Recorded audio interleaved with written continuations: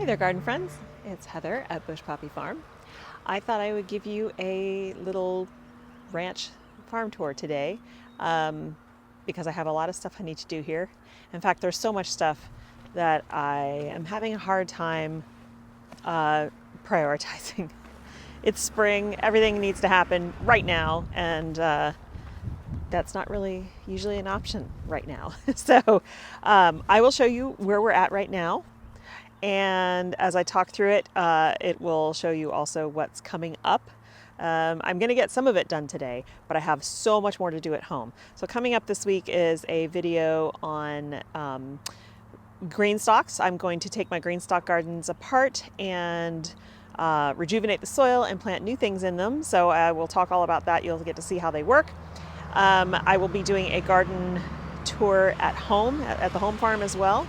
And I'm sure there's something else that I'm forgetting, but it's already Wednesday, so we'll see how much we can get through this week. Okay, so starting out, we're going to start at the upper field here. Okie dokie. So upper field is these 3 beds, production beds for flowers, and then this perennial bed, which also is going to have some, cycling in and out vegetables and stuff. So you can see the Three Sisters garden is coming along. The corn's looking good. Everything's a little bit yellow. I am going to fertilize this probably today, and I think I'm going to do a soil drench instead of just a foliar feed because I think they really need some nutrition. Also down the center here, so this corn was planted long after it was sown directly in the ground, whereas these went in as plants. And I did that staggered so that they don't cross-pollinate because it's 2 different types of corn. So I'm very close to planting, hopefully today, the beans that go in here. And then down the center line here are multiple different types of winter squash that are going to go in. So I'm super excited about that. Also in the perennial beds, things are starting to come along. First of all, our nasturtiums are growing here. Those were also direct sown. This is a buddleia that's coming along.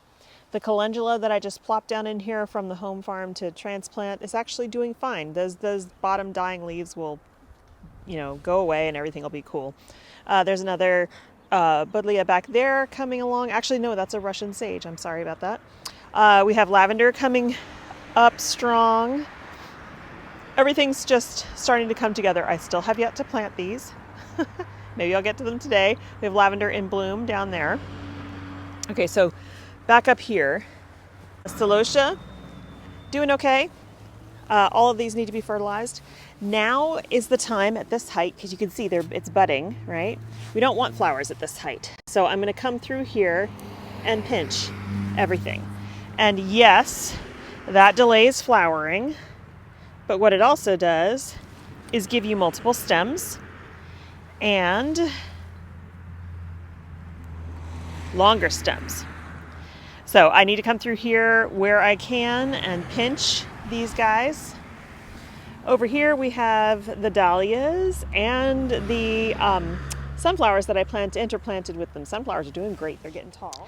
We've actually had the last 2 nights have been down to 36 degrees Fahrenheit, which is cold for this time of year. So, it's messing with things. And our daytime highs have actually been kind of low too, in the upper 50s. So things are going a little slower right now, but they will pick up. Behind the celosia here, we have some gomphrena. Sorry, I had to think about that. Cress, and then all of the grasses. And again, now I need to come in through here and weed. And because there's so few, I don't mind doing it with a hand. See? Just pulling those guys up. I also have a hoe that I can come through, but the grasses are starting to grow. They're getting there. Again, still in the dahlia bed. We've got some of the dahlias are really coming up big, and all the sunflowers are looking good. So as a reminder, I interplanted the dahlias with sunflowers because the sunflowers will be well done, tall, done, harvested, everything, once the dahlias really start coming into their own. So it's a really good way to get 2 crops out of the same space. This is winged amoebium. And then we have some more cress back here. Okay.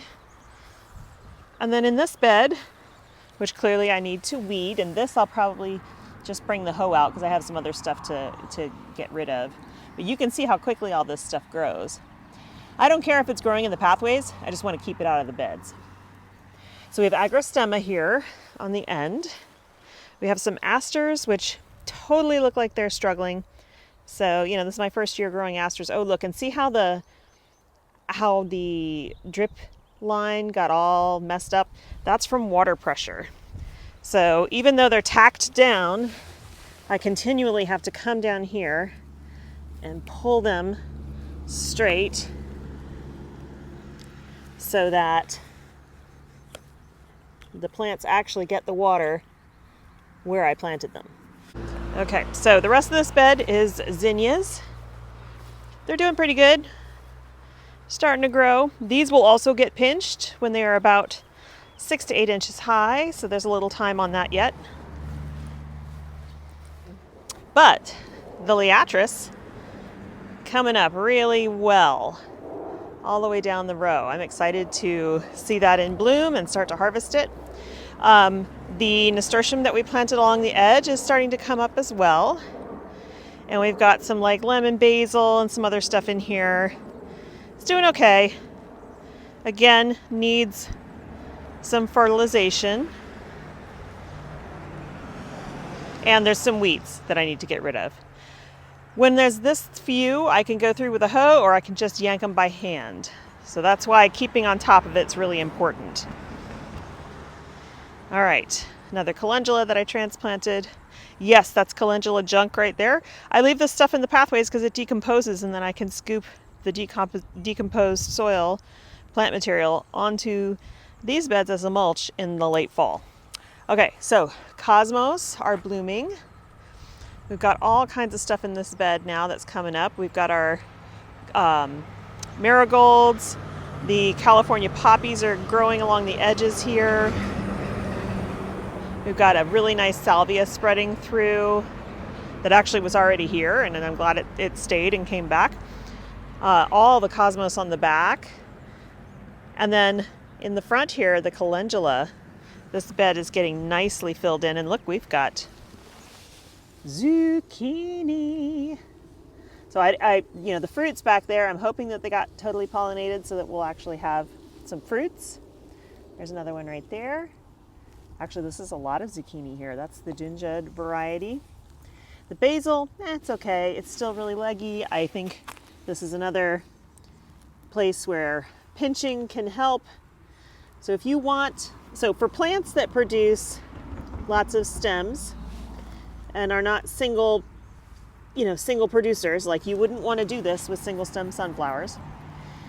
When you pinch, it tells the plant to do a lot of side shoots, and so it will do that for you and make it more bushy. So the calendula is coming along, zucchini definitely coming along, looking good. And the more that grows in here, the more it will shade out the weeds. And so if I keep on top of the weeds by continuing to hoe, we will eventually exhaust the seed bed, and what will stay in here, other than seeds dropped by birds, will just be the stuff that I planted. Lilies, my goodness.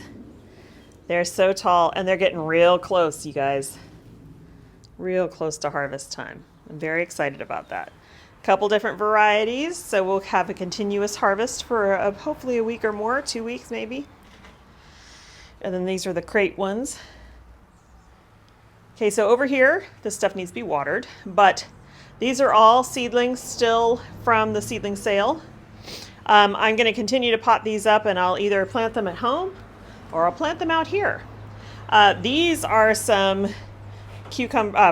pumpkins that are going to go in the Three Sisters garden.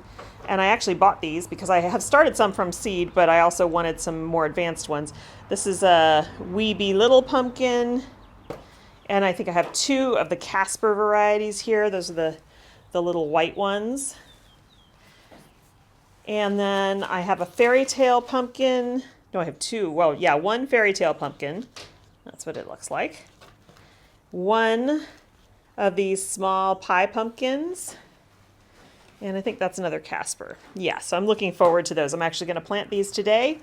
These are all the sunflowers for the curated sunflower collection, those folks, and I can't wait to get those together. If they're about ready to go, and I'll call them and they'll come pick them up. Still have some tomato seedlings. These big ones, the moskvich ones in the back, are going to go in a bed that I have already, almost already prepared. Our dahlias down here, we've decided we're going to keep these in pots, maybe pot them up into bigger pots, maybe 5-gallon pots, and grow them on for the season so that we can get the tubers and then start offering tubers for sale. So still more seedlings. These are our curated flower boxes. Obviously, I'm going to try to water this. It went 1 day without water in here. See, the soil blocks are so, they dry out so quickly in a hot greenhouse. So that might be trash, but that's okay. I've got lots more at home. All this is like stuff that's just kind of waiting. It's this is kind of a staging area, and it's going to get all cleaned up so that it will look nice when people come to visit. Compost still moving. I still need to fill those beds down there. That's one of the things I'm hoping to finish today. These beds, as you know, I will be pulling up pretty much everything, especially the snapdragon bed. I mean, that's just not growing at all. However, the sunflowers, they're doing pretty good. So I'm going to leave this until these guys are ready for harvest, and I'll at least take the few that are doing all right. This will get cleaned out. This one probably will too. I mean, those are zinnias and they look really, I mean, they're growing a tiny bit, but I've got other zinnias that are doing well. So, okay. So then down here, this is the lower beds. These, see, those weeds already grew into the bed. I just laid that compost last week. So I just got to come through here and pull them all up by hand. And these beds, then I'm going to put straw in the aisles, just like the upper beds. And then I got to plant them out. And look at the bees. They are super active. They're coming back with pollen. So I'm hoping that they're happy. They're still here, so I guess that's a good sign. Yeah, look at them all crowded around the entranceway there. See if I can zoom in for you. I don't have my bee suit on, so I'm not going to get super close.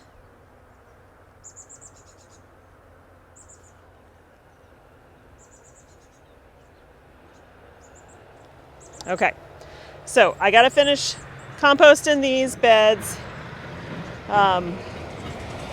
And then I'm going to put compost along this hardware mesh trellis, big layer of compost on the bottom, and I'm going to plant the moskvich tomatoes along here, as well as anything else I can get to grow up it. I was planning on sweet peas, so I'll probably put some of those in as well. So when this area here gets turned into the seating area for workshops, etc., people will be able to look out over what's on this trellis and then what's growing in these beds. And I also have two low 8-in-1 birdies beds that have arrived. Those are the metal beds. Those are going to go along here, and I'll have stuff planted in them as well. Okay, so I'm going to water in the greenhouse, as you could see. They really need water. And then I'm going to plant out those squash. So I will set you guys up on a time lapse when I do the planting, and then I'll show you what it looks like afterwards.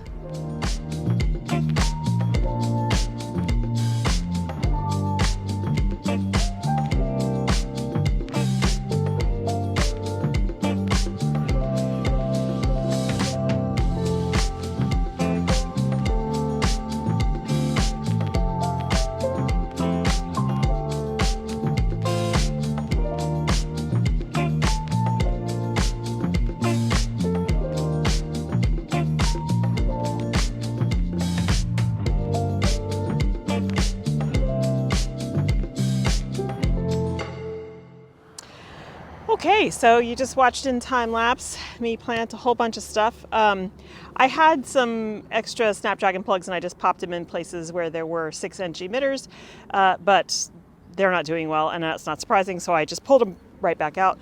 Those were basically placeholders for some of the squashes that I wanted to put in. So right here we have 2 burpees butternut, actually 3. And yes, these are spaced close together. There are porcelain princess and the Casper, little white Casper ones. And then up here, I put in Harvest Moon winter squash, the fairy tale pumpkins, and right here, tri-tip acorn. So yes, they are close together, but I do that for a reason. One, this patch is going to allow them to really ramble pretty freely, and I can wrangle the vines to make it work. 2, if any of them fail, then I can pull those out and I'll still have others. I have had very not so good luck in the past with cucurbits, and I thought maybe it was a space issue, so I'm hoping that this will make a difference. So we'll see what happens. We'll give it a try and it'll work or it won't work. Next up, I'm going to have a little snack because I'm starving, and then I'm going to move compost and plant the tomatoes on the trellis. So I was going to do a little bit more work today, but, and I hope this is normal behavior. I so know very little about bees. They are all out of the hive, or at least hundreds of them are, and they're just flying around. It is the middle of the day. It's like 12:30. And I was gonna go lay straw and some more compost, but I'm thinking not. That is so awesome. You can hear them from all the way over here. I'm about 50 feet away. That's crazy. But I did get some stuff done. I got compost laid in 2 of the beds. I need to order more compost for that final bed because what I have left here isn't much, because I used some of it there to plant tomatoes, which I did. And then I fell down a rabbit hole, and as I was scooping compost, remembered that there were stones under here, so I spent time excavating them out. I do want to recreate this pathway by clearing out the extra soil and planting creeping thyme in here. I have to work out a way to keep it hydrated, but see, the path goes all the way down, so it really needs a lot of work to clear it all out. That's going to be a bigger job, but I figured I would get a start right here. And I think that's going to be it for me out here today, because, oh, see, now they're settling down. I mean, there's still a lot of them out, but they are going... Oh, no, there's still a lot. I just sent my bee mentor a note asking him if this was normal behavior. I think he said before that it was, but I just wanted to make sure. Yeah, that's crazy town. A couple of them have come to investigate me. All they do is buzz by. One just did it. And then they go on about their business. So I think, since they are very busy and it is very windy, I am going to, instead of laying straw today, especially on a windy day, that's a pain in the butt, I'm just going to head home, have some lunch, and then get started on the green stock project. So I will leave all this for now. Everything got watered in.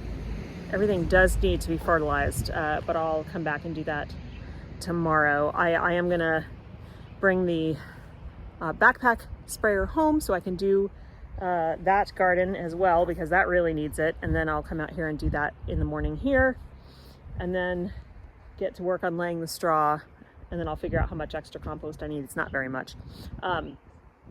Yeah, so that's that for today. Thanks so much for joining me today, you guys. Thanks for hanging out. I hope you have a wonderful time in your garden, and I'll see you in the next video. Bye.